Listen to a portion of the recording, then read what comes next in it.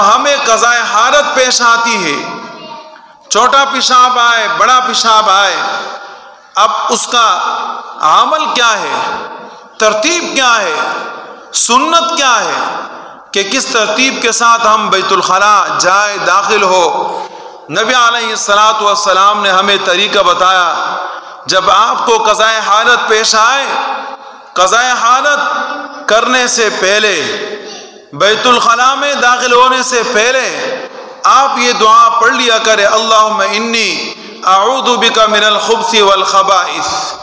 اے اللہ، شیاطین مردوں سے اور شیاطین عورتوں سے اے اللہ میں پناہ میں آنا چاہتا ہوں۔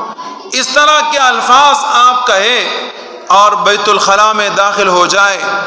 جب بیت الخلاء داخل ہوں گے تو پھر آپ محفوظ رہیں گے، اس لیے کہ شیاطین، یہ جو جن ہے، یہ جو لوگوں کو گمراہ کرنے والی مخلوق ہے، اس مخلوق سے اپنے آپ کو بچانے کا طریقہ یہ ہے کہ جانے سے پہلے آپ یہ دعا پڑھے، ورنہ انسان جب بیت الخلاء میں چلا جاتا ہے وہاں انسان ذکر نہیں کر سکتا، اور شیطان بھاگتا ہے، ابلیس بھاگتا ہے، جنات بھاگتے ہیں اس مقام سے، اس جگہ سے کہ جہاں پر اللہ کا ذکر کیا جاتا ہے۔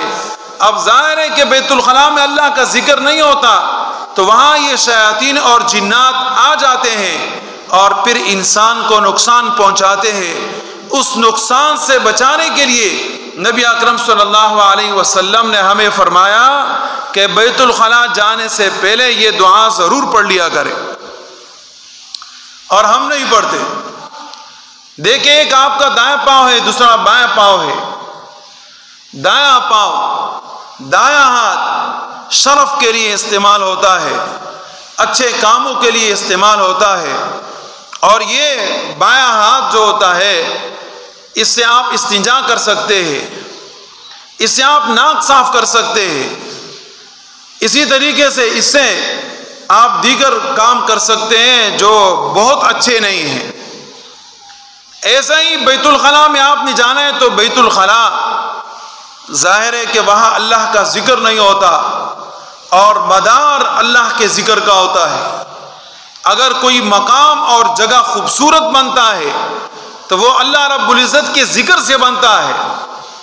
بیت الخلاء میں اللہ کا ذکر نہیں ہوتا، اس لیے وہاں جانے کی ترتیب نبی اکرم صلی اللہ علیہ وسلم نے ہمیں بتائی کہ بیت الخلاء جانے کے لیے بایاں پاؤں اندر داخل کرے، اور جب وہاں سے باہر نکلیں گے تو پھر یہ کہ باہر نکلتے ہوئے آپ نے یہ دعا پڑھنی ہے، غفرانک، غفرانک، اے اللہ تو مجھے معاف کر دے، اے اللہ تو معاف کرنے والا ہے۔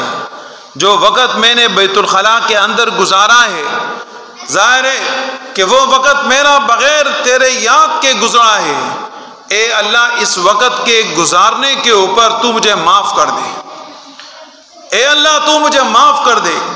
جو گندگی، جو خباثت، جو اذیت میرے پیٹ کے اندر تھی، وہ اذیت اور وہ تکلیف دہ چیز بہت ہی آرام اور سکون کے ساتھ میرے سے خارج ہو گئی۔ اے اللہ غفرانک، تو مجھے معاف کر دے، اے اللہ تو مجھے معاف کر دے۔ لوگ اپنے بستر پر بیٹھ کے پیشاب کرتے ہیں، اپنے چارپائی پر بیٹھ کے پیشاب کرتے ہیں، معذور ہوتے ہیں۔ اے اللہ تو نے مجھے طاقت دی ہے اور میں آیا اپنے پاؤں سے بیت الخلاء چلا گیا، قضائے حاجت کی، اے اللہ غفرانک، تو مجھے معاف کر دے، تو نے مجھے کیا کچھ احسانات دیے، غفرانک، اے اللہ تو مجھے معاف کر دے۔ اے اللہ، لوگ ایسے معذور ہوتے ہیں کہ اپنا استنجا خود نہیں کر سکتے، ہاتھ نہیں ہوتے، یا آنکھیں کام نہیں کرتی، یا پاؤں کام نہیں کرتے، یا کوئی آدمی اپنی جگہ سے اٹھ بیٹھ نہیں سکتا۔ اے اللہ، میں نے اپنے ہاتھ سے بغیر لوگوں کے محتاجی کے اپنا استنجا خود کیا ہے، اے اللہ غفرانک، تو مجھے معاف کر دے۔ اب لفظ کیا ہے؟ غفرانک، تو مجھے معاف کر دے۔ اس معافی کے اندر کیا کچھ پڑا ہوا ہے؟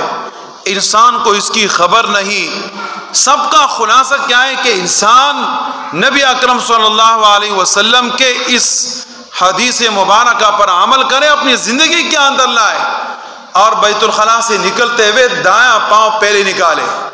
اس لیے کہ ظاہر ہے کہ بیت الخلاء سے باہر آئیں گے، دائیں پاؤں نکالیں گے تو یہ آدمی فوراً وضو کے لیے بیٹھے گا، وضو کرے گا۔